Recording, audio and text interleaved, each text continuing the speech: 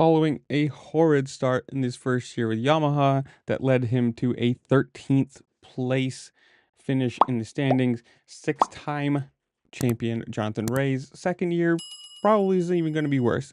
Obviously, in the two-day testing at Phillip Island, on the first day, he crashed, which led to multiple fractures in his foot and will now lead him to not be racing in the first round of the championship. Now, obviously, missing around obviously going to be bad. That puts you immediately down in points. You're going to be down in time on the bike.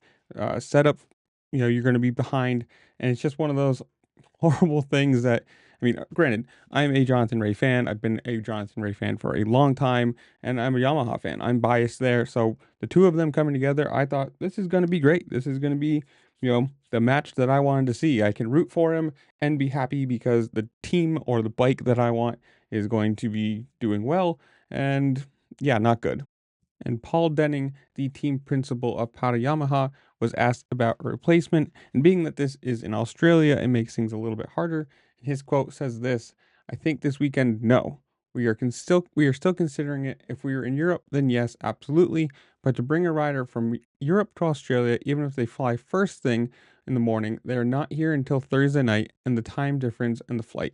Now, obviously, that'd be a hard thing to do. You'd be well behind on setup. You've never ridden that bike. It's a new bike, new aero for this year. And to fly all the way to Australia from anywhere to do this would be hard on anybody. I mean, obviously, any salvage points would be good for the team, but you never know. Somebody else could crash if they don't know the bike, and it could be dangerous for them along with everyone else around them. So sadly, this sucks. I mean, obviously, Ray is one of two big names with Razgatlioglu also crashing, but he will be racing this weekend. And I don't know. I'm personally a really big fan of superbike racing because it's the closest you can get to something you can technically buy. I mean, obviously, these bikes have trick parts out well into the monetary range most people could never even look at, and probably not road legal, but it's a lot closer than like a MotoGP or Moto2 or Moto3, anything like that. These bikes are pretty close to what you could buy, and it sucks to see. I mean, granted, like I said, I'm a Jonathan Ray fan. I want to see him do well. I don't want to see him get injured.